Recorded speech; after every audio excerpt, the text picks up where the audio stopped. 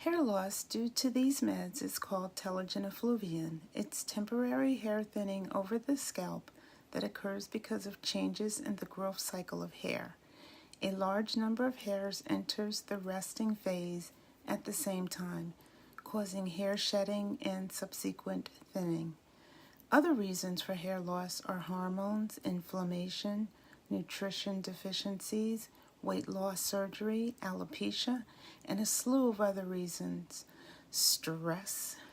An intralesional kenalog steroid injection is simply an injection of corticosteroids at the treatment area.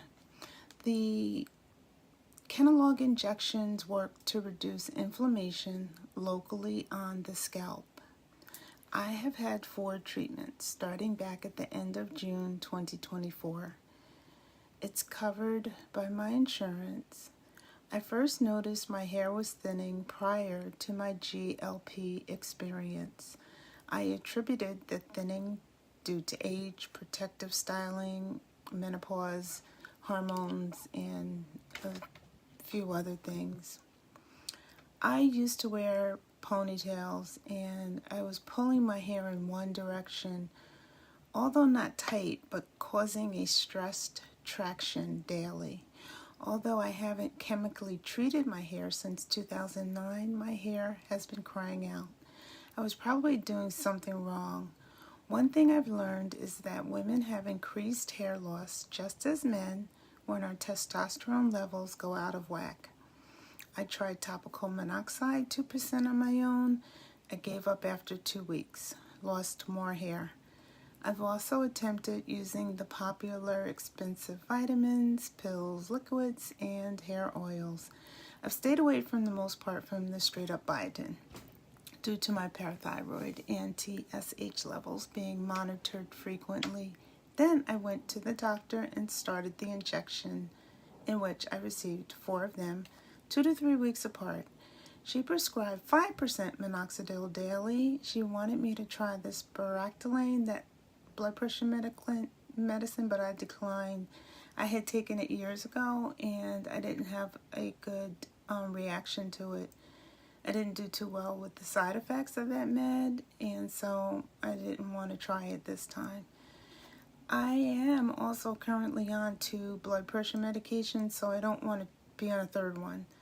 I'm sure my PCP would work with me, even though that was the dermatologist who was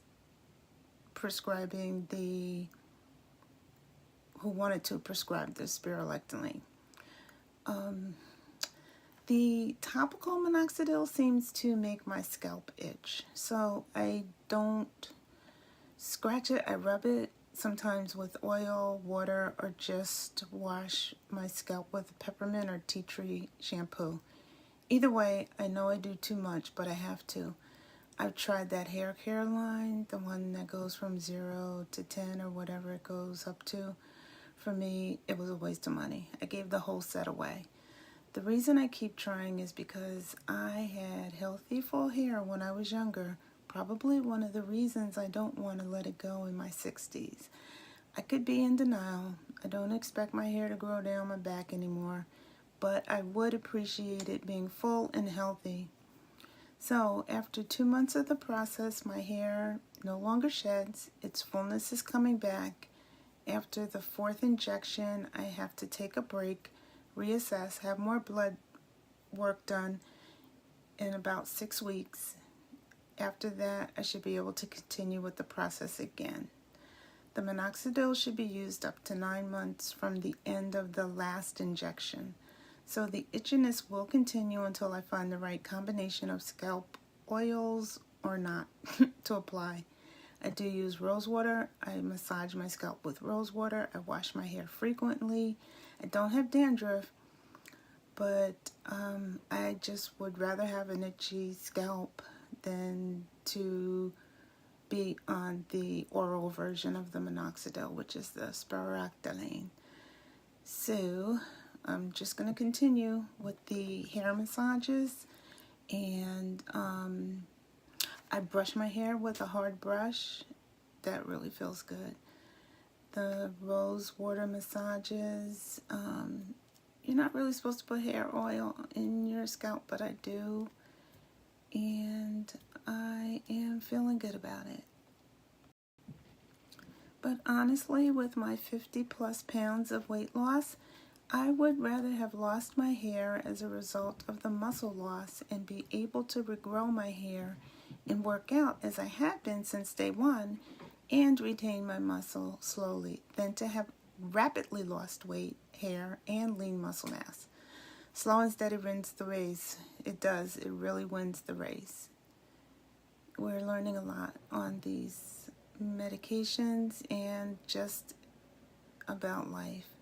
My dermatologist diagnosed me with androgenic alopecia, which is described as a genetically predetermined disorder due to an excessive response to androgens.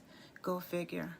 So I guess now I have to have my androgens checked. I understand that it goes from one thing to another, and they can even use your saliva to determine why you're losing hair. So I guess this will be an ongoing process until they figure it out or I figure it out. I'm not a doctor, but I sure do know my body, and I can read until the cows come home to figure it out if I am not satisfied with what they're telling me.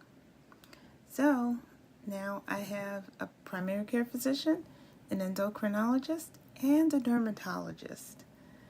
But with all the subspecialists I have, I'm very thankful for each and every one of them. Okay, baby boomers, and anyone who's listening to this video, thank you. And I'll see you on the next one.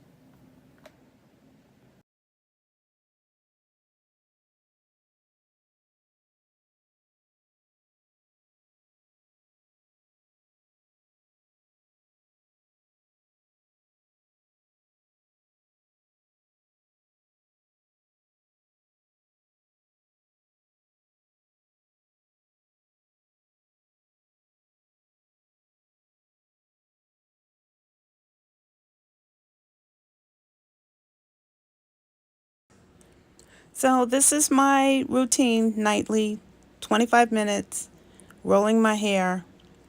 I don't use any heat. At least I try not to.